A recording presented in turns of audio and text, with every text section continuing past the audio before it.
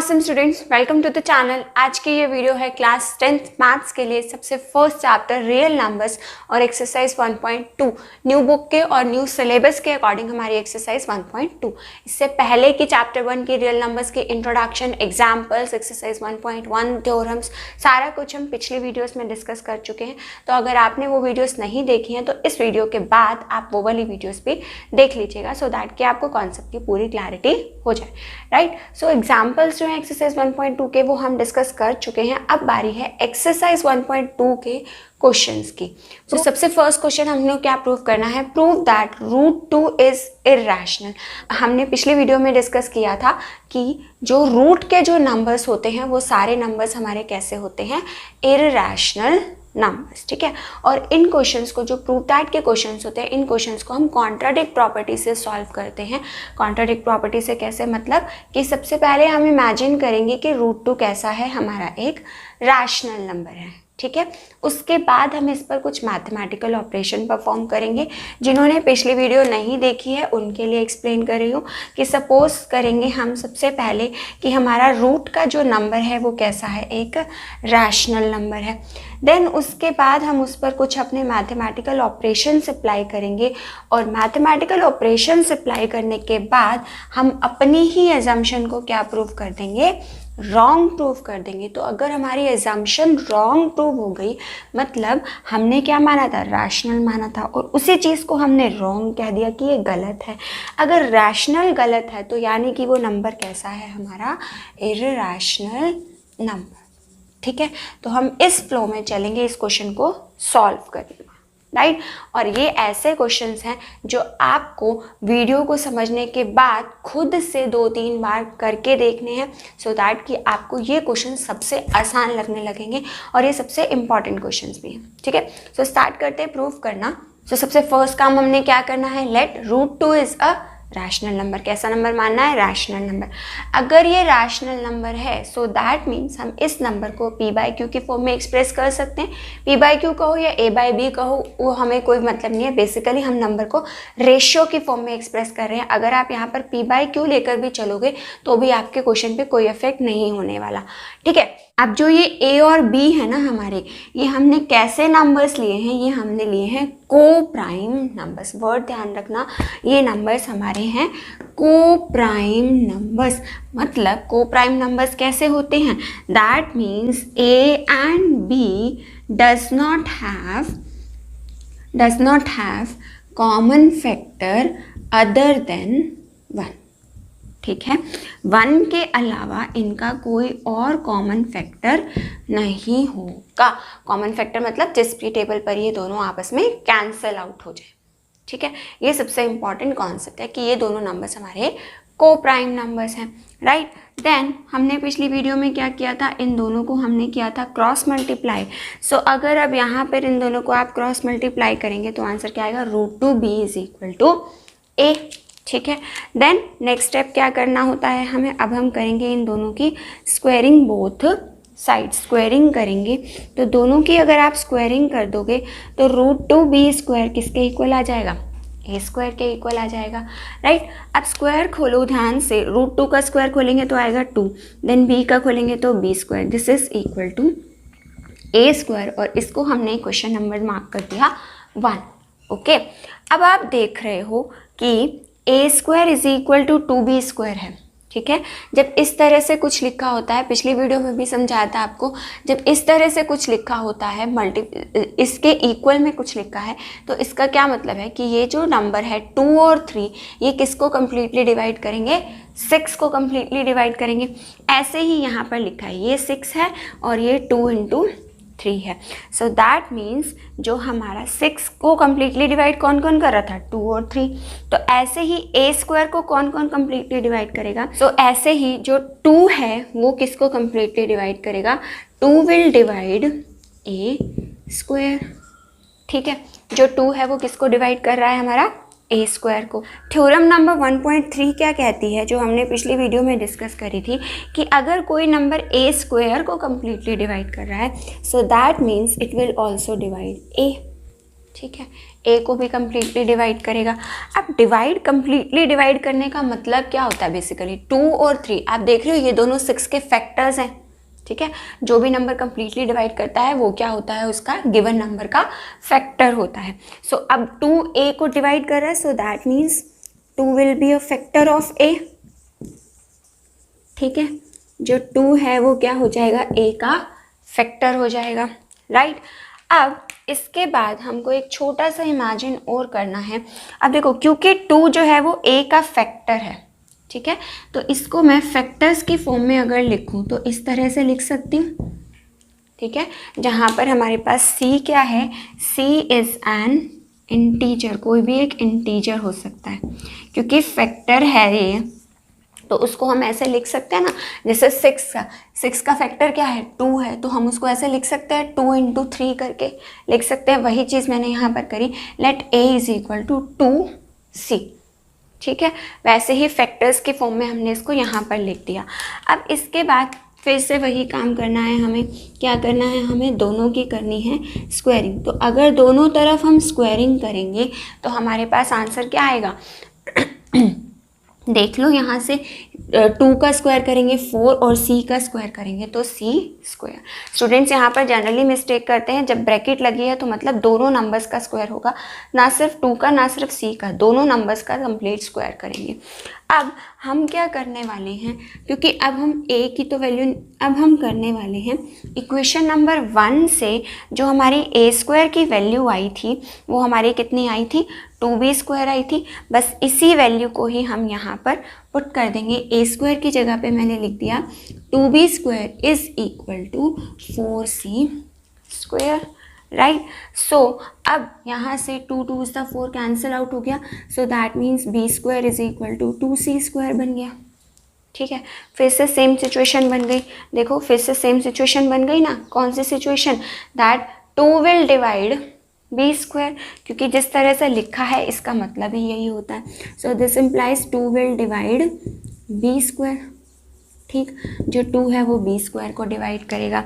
अगर ये इसको कम्प्लीटली डिवाइड करेगा, सो दैट मीन्स थ्योरम नंबर 1.3 की वजह से 2 विल ऑल्सो डिवाइड b को भी कम्प्लीटली डिवाइड करेगा। अगर ये b को कम्प्लीटली डिवाइड करेगा, सो that means 2 will be a factor of b। ये 2 है वो किसका फैक्टर होगा? हमारा b का फैक्टर होगा, ठीक है। अब अगर ये फैक्टर है तो हमने क्या देखा कि हमने क्या रिजल्ट प्रूव कर दिए? 2, कि 2 जो है वो a का भी फैक्टर है और जो 2 है वो b का भी फैक्टर है। So that means 2 will be a common factor of a and b, common factor of a and b। a और b का कॉमन फैक्टर होगा ये, ठीक है। तो अगर ये कॉमन फैक्टर है, बट हमने क्या इमेजिन किया था कि इनका 1 के अलावा कोई भी और कॉमन फैक्टर नहीं हो सकता। So that means it contradicts our assumption, ठीक है। हमारी अजम्पशन को ये क्या कर रहा है? कॉन्ट्राडिक्ट कर रहा है। और अगर ये हमारी अजम्पशन को कॉन्ट्राडिक्ट कर रहा है, सो दैट मीन्स क्या मतलब हो गया इसका? कि आर एजम्पशन इज़ रॉन्ग। आप यहाँ पर एक और सेंटेंस लिख सकते हैं, क्योंकि ये कॉन्ट्राडिक्ट कर रहा है, so that means our assumption is wrong. तो अगर हमारी एजम्पशन रॉन्ग है, so therefore √2 is an irrational number, क्योंकि हम प्रूफ करके चले थे, इमेजिन करके चले थे कि ये रैशनल नंबर होगा, बट उसी चीज़ को हमने रॉन्ग प्रूफ करके हमने क्या प्रूफ कर दिया? That it is an irrational number, ठीक है। सो रूट के जितने भी नंबर्स होते हैं वो सारे इर्रेशनल होते हैं। अगर कोई भी क्वेश्चन प्रूव करना आ जाए तो आपको यही स्टेप्स फॉलो अप करके क्वेश्चन को प्रूव करना है, ठीक है। वीडियो को पॉज करके फटाफट से नोट डाउन कर लीजिए। आगे बढ़ते हैं नेक्स्ट क्वेश्चन नंबर 2 पर। सो नेक्स्ट क्वेश्चन नंबर 2 में अब क्या बोला है उन्होंने? एग्जाम्पल में भी ऐसा क्वेश्चन किया हमने, prove that 3 + 2√5 is a irrational number, ठीक है। फिर से वही काम करना है। सबसे पहले लेट करना है कि ये हमारा एक रैशनल नंबर है। अगर ये रैशनल नंबर है तो इसको हम a/b की फॉर्म में एक्सप्रेस कर सकते हैं, और a और b कैसे हैं? हमारे को प्राइम नंबर्स, और जिसका मतलब क्या हुआ कि a और b का 1 के अलावा कोई भी और कॉमन फैक्टर नहीं हो सकता। मतलब जो रेशियो है ये कुछ इस टाइप से होगी 5/7, 7/9, जिसमें कोई भी और कॉमन फैक्टर नहीं है, जिसमें आप कॉमन टेबल पर दोनों को कैंसल आउट नहीं कर सकते, राइट। सो आगे बढ़ते हैं। अब देखो इसके बाद हमने पिछले क्वेश्चन में क्या किया था, हमने किया था क्रॉस मल्टीप्लाई, ठीक है। लेकिन वहाँ पर हमारे पास सिंगल टर्म थी तो हम इजीली क्रॉस मल्टीप्लाई कर पा रहे थे। लेकिन अब यहाँ पर हमारे पास दो टर्म्स हैं प्लस माइनस में। जब भी प्लस माइनस में दो टर्म्स आ जाएंगे तो हम अपनी इक्वेशन को रीअरेंज करते हैं, राइट। रीअरेंज कैसे करना है, सिर्फ रूट वाला नंबर हमें एक तरफ रखना है, बाकी जो भी एक्स्ट्रा नंबर्स हैं उनको सबको हम दूसरी साइड शिफ्ट कर देंगे, ठीक है। तो सबसे पहले 3 को शिफ्ट करते हैं। जब 3 को शिफ्ट करेंगे तो 3 इधर प्लस में है तो दूसरी साइड जा कर के किसका हो जाएगा, हमारा माइनस का हो जाएगा। अब उसके बाद ये 2 एक्स्ट्रा बचा हुआ है, तो जो ये 2 है हमारा, ये 2 हमारा क्या होने वाला है, जो ये 2 है ये दोनों नंबर्स के साथ डिवाइड हो जाएगा, क्योंकि इधर मल्टीप्लाई में है तो इधर जा कर के दोनों नंबर्स के साथ ये क्या हो जाएगा, हमारा डिवाइड हो जाएगा। अब इसको अगर हम एलसीएम लेकर के सॉल्व करें, यहाँ पर अगर मैं इसका एलसीएम ले लूँ तो कितना आएगा, एलसीएम इनका 2b इनका एलसीएम आ गया, ऊपर क्या बच गया a - 3b, ठीक है। तो ये किसकी फॉर्म में लिखा हुआ है, p/q की फॉर्म में लिखा हुआ है, ठीक है। सो p/q की फॉर्म में लिखा हुआ है, so that means a - 3b/2b कैसा नंबर हो गया, ये इज अ रैशनल नंबर, ठीक है। तो ये अगर हमारा रैशनल नंबर हो गया, ये वाला पार्ट अगर राइट हैंड साइड रैशनल है तो that means left hand side भी रैशनल नंबर हो जाएगी। So therefore √5 is also a rational number, ठीक है। तो √5 भी कैसी हो जाएगी हमारी, एक रैशनल नंबर, राइट। √5 एक रैशनल नंबर हो गई, बट इट कॉन्ट्राडिक्ट्स, क्योंकि अभी हमने इतनी सारी थ्योरम्स करके, इतने सारे प्रूफ्स करके हमने क्या डिस्कस किया, दैट बट इट कॉन्ट्राडिक्ट्स, कि हमने क्या प्रूफ किया, that √5 is an irrational number, कि रूट के जितने भी नंबर्स होंगे वो सारे नंबर्स हमारे कैसे होंगे, इरैशनल नंबर होंगे। अभी हमने इतने सारे रिजल्ट्स में यही चीज़ प्रूव करी। सो अगर √5 इरैशनल है, सो देयरफॉर, देखो ये तो हम अपनी एजम्पशन से प्रूफ निकाल रहे थे अभी तक, यहाँ तक, इस स्टेप तक, बट जो ये है ये हमारा एक्चुअल है, मतलब रियलिटी में जो चीज़ है हम वो लिख रहे हैं, ठीक है। सो अगर ये √5 इरैशनल है, मतलब लेफ्ट हैंड साइड इरैशनल है, तो ये वाली साइड भी हमारी क्या हो जाएगी, इरैशनल नंबर हो जाएगी। a - 3b/2b is an irrational number, ठीक। तो ये इरैशनल नंबर हो गई हमारी। अब अगर ये इरैशनल है, ये वाला पार्ट अगर इरैशनल है, तो इसका जो सॉल्यूशन है, ये इक्वेशन किससे बनी थी, इसी से ही तो बनी थी। सो दैट मीन्स हमारे पास, हमने क्या प्रूव कर दिया, that 3 + 2√5 is also an irrational number. So last में आप इन सारे क्वेश्चंस में, जितने भी आपके ये प्रूव दैट के क्वेश्चंस हैं, इन सारे क्वेश्चंस में आप एक चीज़ लिखेंगे, वो क्या है हमारी, हेंस रूट। अंडरस्टूड। वीडियो को पॉज करके फटाफट से नोट डाउन कर लीजिए। आगे बढ़ते हैं क्वेश्चन नंबर 3 पर। नेक्स्ट क्वेश्चन हमारा क्या है, क्वेश्चन नंबर 3 का फर्स्ट पार्ट हमारा है, prove that 1/√2 is an irrational number, ठीक है। 1/√2 को हमें इरैशनल प्रूव करना है। एक्सरसाइज का आपका थर्ड क्वेश्चन का ये फर्स्ट पार्ट है, ठीक है। वही काम करना है, फिर से सपोज करना है कि ये कैसा है, हमारा एक रैशनल नंबर है। अगर रैशनल है तो उसको हम a/b की फॉर्म में एक्सप्रेस कर सकते हैं। अब यहाँ पे आपके पास सिंगल टर्म है तो आप इसको क्या कीजिए, क्रॉस मल्टीप्लाई कर लीजिए। तो यहाँ से आपके पास क्या आ जाएगा, b = √2a आ जाएगा। सो यहाँ से हम क्या कह सकते हैं, दैट √2, अब मैंने आपको अभी क्या बताया कि क्वेश्चंस में आपको क्या करना है, रूट का नंबर एक तरफ छोड़ के जो भी एक्स्ट्रा पार्ट है उसको आपने दूसरी साइड शिफ्ट कर देना। तो b/a किसके इक्वल हो गया, हमारा √2 के इक्वल हो गया, क्योंकि a इधर मल्टीप्लाई हो रहा था। सो इधर जा कर के क्या हो गया, ये डिवाइड हो गया। सो b/a = √2, ठीक है। यहाँ पर क्या देख रहे हो कि जो ये b/a है, ये p/q की फॉर्म में लिखा हुआ है, ये कैसा है, एक रैशनल नंबर है, ठीक है। और ये रूट वाला नंबर कैसा होता है, हमारा इरैशनल नंबर। क्या ये चीज़ कभी पॉसिबल है कि रैशनल नंबर इरैशनल नंबर के इक्वल हो जाए, राइट नहीं है। सो यहाँ पर आप क्या लिख सकते हैं, but rational number can not be equal to irrational number. So अब आप यहाँ पर क्या लिख सकते हैं, that so it contradicts our assumption, क्योंकि हमारी अजम्पशन से कॉन्ट्राडिक्ट कर रहा है कि इस तरह से तो कभी हो ही नहीं सकता मैथमेटिकली कि रैशनल नंबर इरैशनल नंबर के इक्वल हो। सो दैट मीन्स अगर कॉन्ट्राडिक्ट कर रहा है हमारी अजम्पशन से, सो दैट मीन्स 1/√2 कैसा हो गया, एक इरैशनल नंबर। यहाँ पे आपको लास्ट में ये 2 बार लिखने की कोई भी ज़रूरत नहीं है। सो लास्ट में आप क्या लिख सकते हैं, सिंपली हेंस रूट। ठीक है, इजी क्वेश्चन है। आगे करते हैं क्वेश्चन नंबर 3 का सेकेंड पार्ट। सो नेक्स्ट हमारा क्वेश्चन नंबर 3 का सेकेंड पार्ट, जिसके अंदर क्या है, prove that 7√5 is an irrational number. फिर से वही सेम स्टेप्स, वही सेम कॉन्सेप्ट लेकर के चलेंगे। That let us suppose 7√5 is N rational number. ठीक है, देन 7√5 रैशनल है तो उसका मतलब हम उसको a/b की फॉर्म में एक्सप्रेस कर सकते हैं। सो a/b की फॉर्म में एक्सप्रेस कर सकते हैं, जहाँ पर a और b कैसे हैं, हमारे को प्राइम नंबर्स, और a और b का जो है 1 के अलावा कोई भी और कॉमन फैक्टर नहीं होगा। ठीक है, तो इसके बाद हम क्या कर रहे हैं, सारे क्वेश्चंस में क्रॉस मल्टीप्लाई करके कुछ इस तरह से अरेंज कर रहे हैं कि हमारे पास सिर्फ √5 एक तरफ रह जाए, बाकी सारा कुछ हम दूसरी साइड पर शिफ्ट कर दें।